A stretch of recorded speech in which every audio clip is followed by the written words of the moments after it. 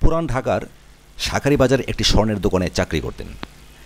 পাশাপাশি চোরাই স্বর্ণ কিনতেন। সেসব স্বর্ণ আবারও বিভিন্ন পার্টির কাছে কম দামে বিক্রি করতেন।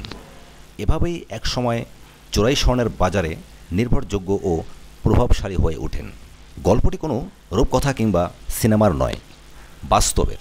গল্পটি দেশের অন্যতম স্বর্ণ ব্যবসায়ী আপন জুয়েলার্সের মালিক দিলদার আহমেদ সেলিমের। চোরাই স্বর্ণ কেনাবেচা করতে গিয়ে একসময় স্বর্ণ চোরাচালানের মাফিয়া ডন হিসেবে আবির্ভূত হন সেলিম। কয়েক দশক ধরেই দেশের শীর্ষ স্বর্ণ ব্যবসায়ী হিসেবে পরিচিত তিনি। দিলদার আহমেদ সেলিমের এক ব্যবসায়ী বন্ধুর কাছ থেকে তার সম্পর্কে এমন তথ্য মিলেছে। ওই বন্ধু আরও জানান, স্বর্ণ চোরাচালানে জড়িত থাকায় দেশের অনেক প্রভাবশালী রাজনীতিক ও শীর্ষ ব্যবসায়ীদের সঙ্গে সেলিমের উঠা বসা। অঢেল টাকা দিয়েই সব কিছু ম্যানেজ করে ফেলেন তিনি। সম্প্রতি তার গুণধর ছেলে সাফাত আহমেদের ধর্ষণকাণ্ডের কারণে সেলিম এখন টক অব দ্য কান্ট্রি। তাই ছেলের পাশাপাশি বাবাও আলোচিত হচ্ছেন। ছেলের ধর্ষণ ঘটনা প্রকাশ্যে আসায় সেলিমের ব্যবসা ও ব্যক্তিগত জিনিসও তদন্ত আওতায় এসেছে।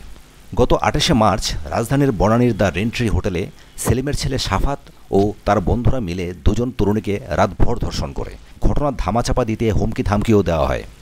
এক পর্যায়ে ধর্ষণের মামলা হয়। গ্রেপ্তার হয় সাফাত ও তার এক বন্ধু। মামলার ঘটনা জানাজানি হলে আত্মগোপনে চলে যায় সাফাত ও তার বন্ধুরা। এ অবস্থায় গণমাধ্যমে ছেলের পক্ষে সাফাই গিয়ে আলোচনায় চলে আসেন দিলদার আহমেদ সেলিম। গণমাধ্যমে সেলিম মন্তব্য করেন, আমার পোলা আকাম করছে তো কি হয়েছে, জোয়ান পোলা একটু আধটু তো করবই, আমিও তা করি। আমার যৌবন কি শেষ হয়ে গেছে? আমি এখনও বুড়া হইনি।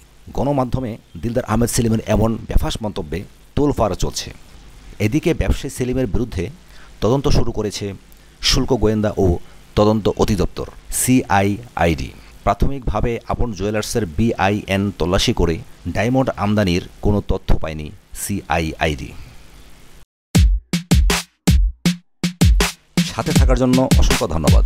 পরবর্তী এক্সক্লুসিভ সংবাদের জন্য আমাদের চ্যানেলটিকে সাবস্ক্রাইব করবেন এই আশা রাখি। ধন্যবাদ।